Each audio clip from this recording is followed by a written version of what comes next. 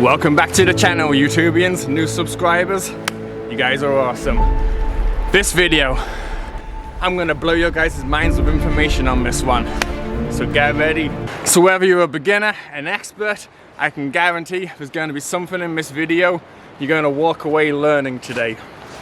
And it's gonna be great. So without ado, let's get to it.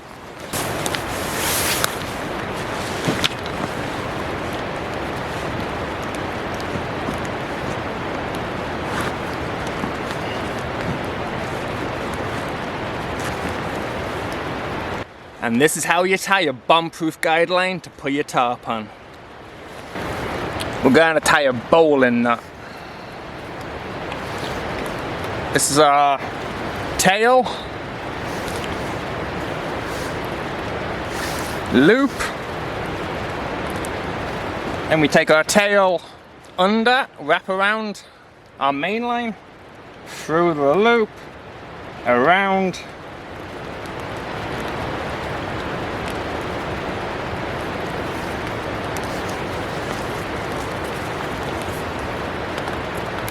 cinch it down tight.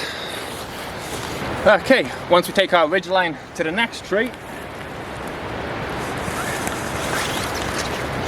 wrap it around. We cross over, and now we pull back the opposite direction. Wrap around once.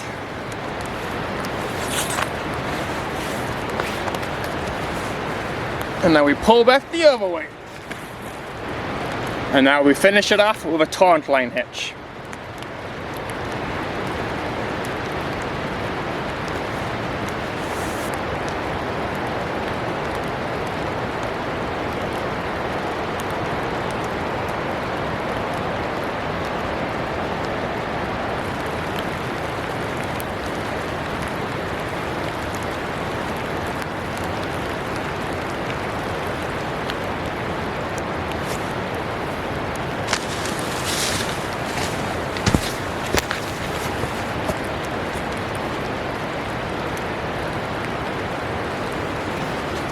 Prusik knot. Simple way to join two ropes together. Loop your first one, next rope, and you go through the loop, back around, and back through.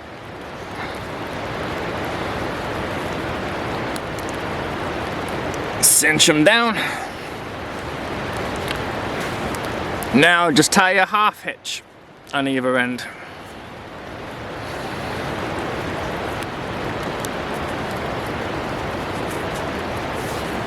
Steady as she goes.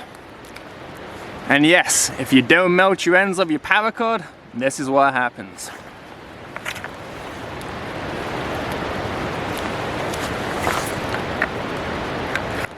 Our secondary ridgeline rope now runs through our prusik knot.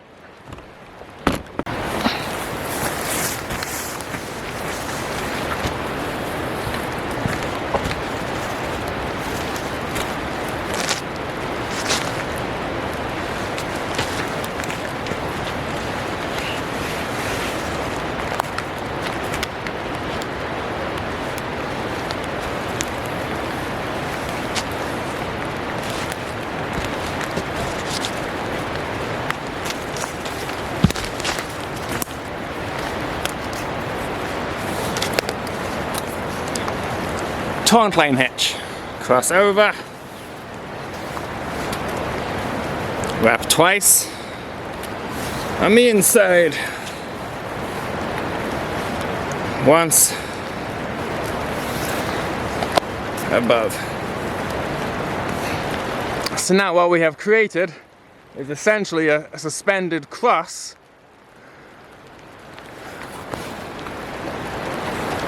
and our prusik knot keeps it all together. Okay guys, so the reason I set up two intersection ridge lines is because today I'm using the Hotcore Wingman tarp. 15 by 11.5 feet. It's a big tarp. So instead of just setting up a shelter, which can be used for maybe 1 or 2 people, this you can maybe put a family under.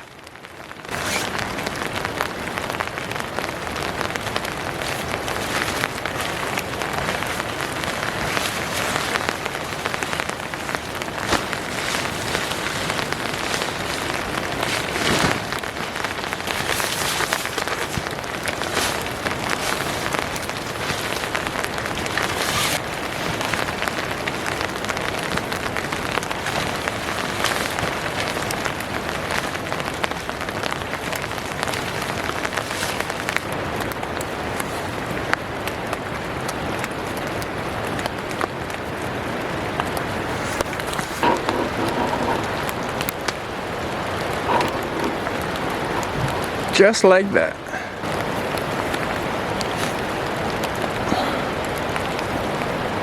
Just pulling her and she stays in place.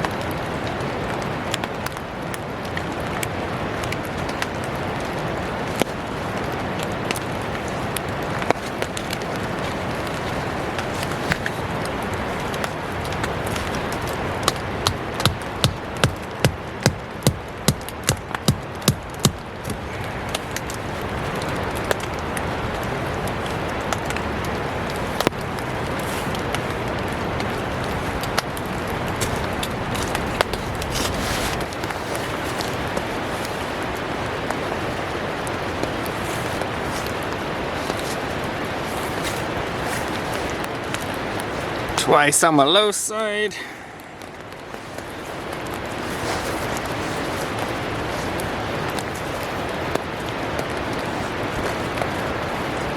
Now we got maximum coverage, all angles.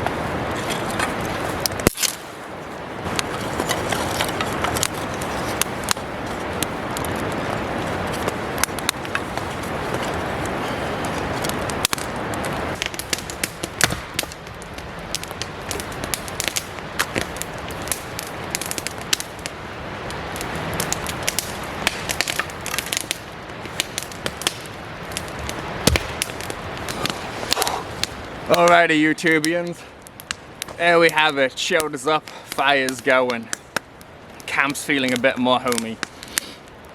So let's talk campology. What are you looking for when you come out into the woods and you want to set up camp? Are you staying short term for one night, or are you looking into long term? Is it going to be an endured stay? Difference is, if it's short term, you don't have too many problems to look out for.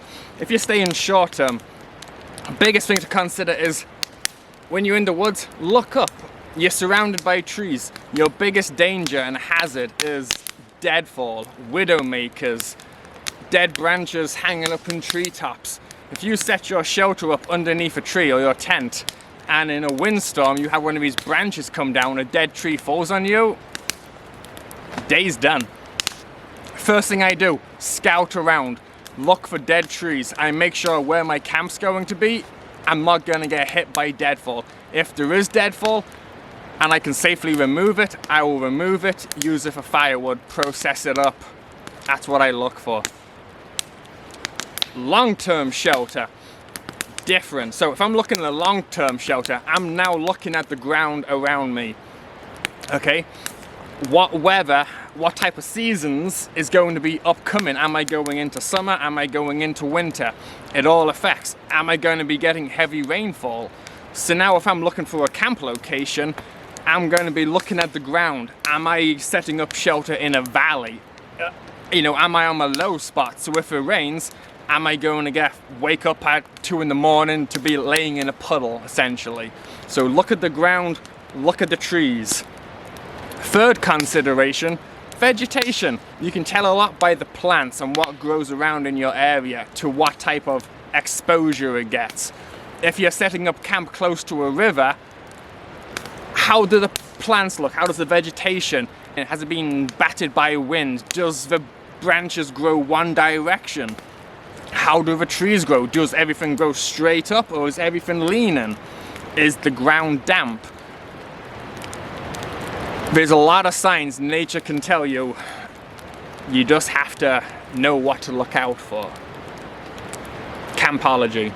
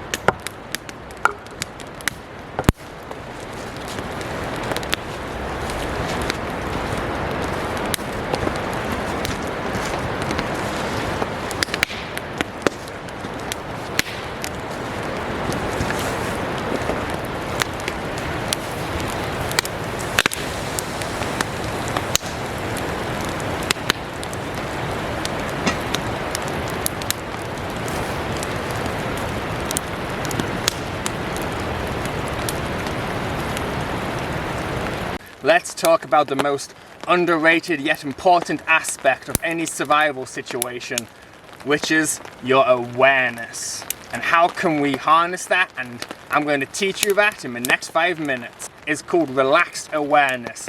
That's when you have a soft gaze on with your eyes, and your eyes basically act as open windows.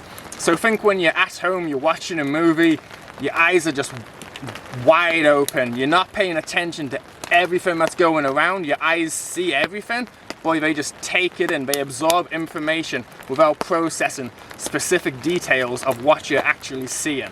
You're looking, but you're not seeing detail. Those of you viewers who have experience with a high-powered hole punch, you know what I mean. When you use it, your eyes, you are directly focused on a small target in front of you. You use your peripheral vision, but yet you are focused on everything is directly in front of you. Laser eyes. So if you apply that same technique when you walk through the woods, you walk in a trail, I am now laser-eyed on everything I see. So now I'm processing trees, tinder fungus, redwood cedar, I can process the bark for tinder. I'm seeing mushrooms on the ground. I'm seeing all different resources now around that I can use. I'm seeing tripping hazards in front of me. Although I might have seen this before with my relaxed vision, now when I'm focused, I don't miss anything because I am paying attention to everything I see, taking it in, my mind processes it, and now I can recall a lot more than using your relaxed vision. Relaxed awareness, the Apache Scouts used to call that wide vision because your eyes are wide, you are taking in everything around you, but you're not processing every detail of what you see. Does that make sense to you guys? So the two types of vision focus, relaxed awareness and focused awareness. What's the difference? Relaxed awareness, your eyes are like windows. You absorb in all information, but you're not focusing on one particular point in general. Your mind takes it in, it processes everything, but no detail. Focused awareness, your eyes are locked like laser beams. You are engaging in one specific thing as you look around. You're processing everything. Your mind doesn't get distracted because you're laser locked. So when you can take that and you apply it into a survival scenario, you eliminate a lot of injuries because you are focused on everything and every task you are doing. So there we have it, guys. Focused awareness and relaxed awareness. I hope you guys took something away from that. It's a great piece of knowledge. The more you can practice it, the more you can apply it. Let's make some campfire bread. Flour, sugar and yeast.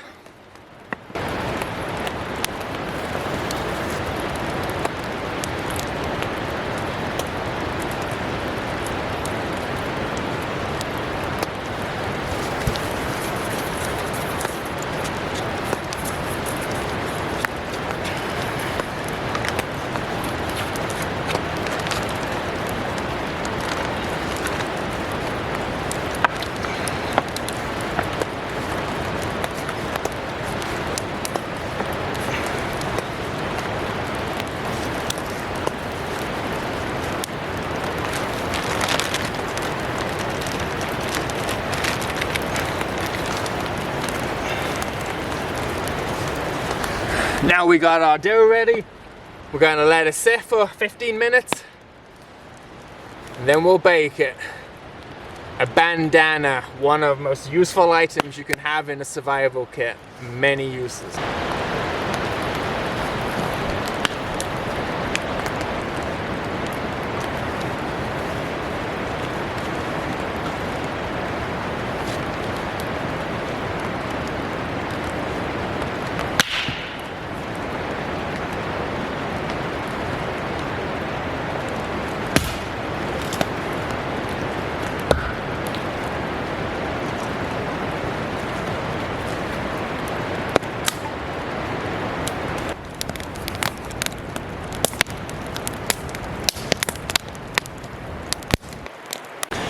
And this is how you prep a Dutch oven for bread.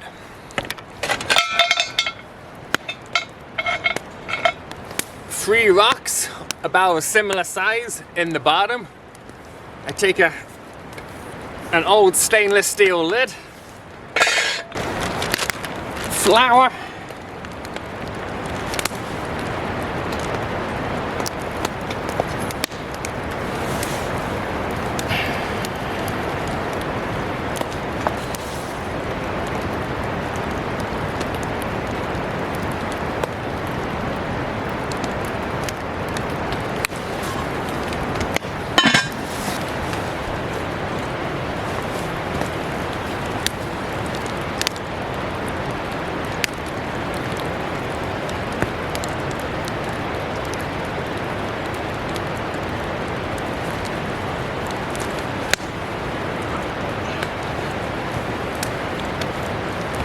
so 1 cup of pine needle tea has more vitamin C in it than eating an orange.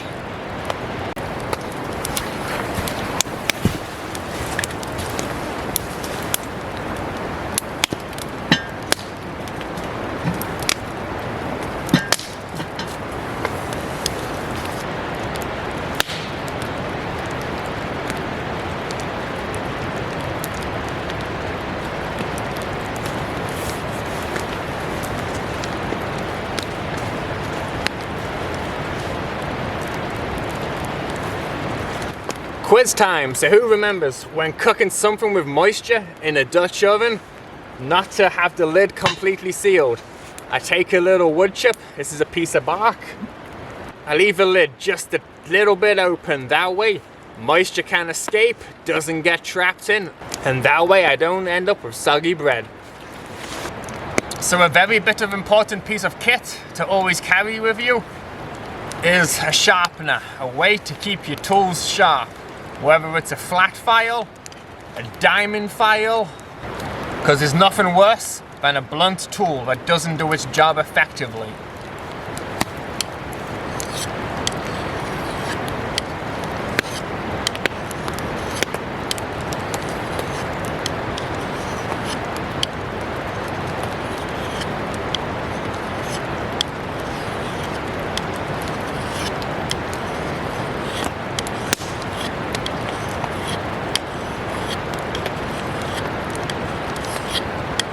Alrighty YouTubians, so let me explain why I put up the top like this.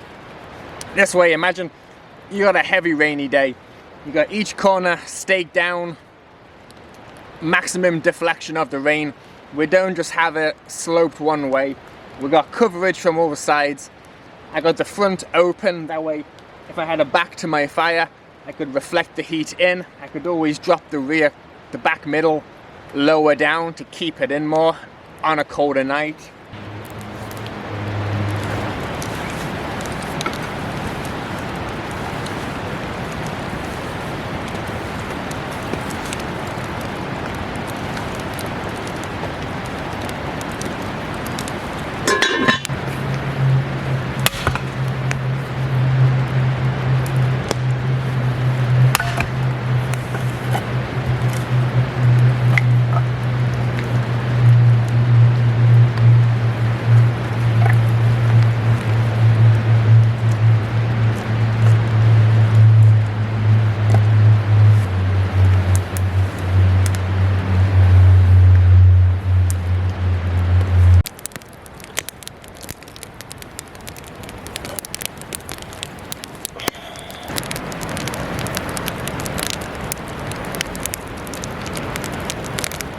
What's bread without chili?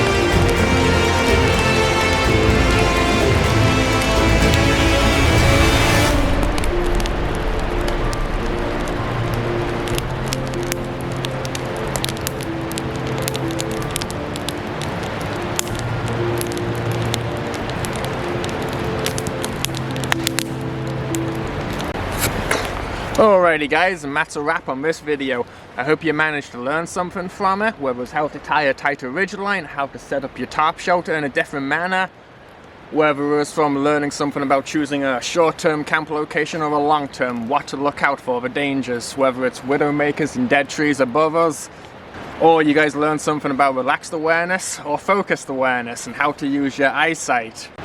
Let me know in the comments guys why you prefer more survival based videos or more bushcraft or a blend of the two together. Either way, I plan on dropping a lot of content, bringing old principles into a whole new manner in ways it hasn't been done or taught before. So there's going to be a lot to stay tuned for. Until the next one, stay wild, stay free, stay in the woods. This is BT Adventures signing out.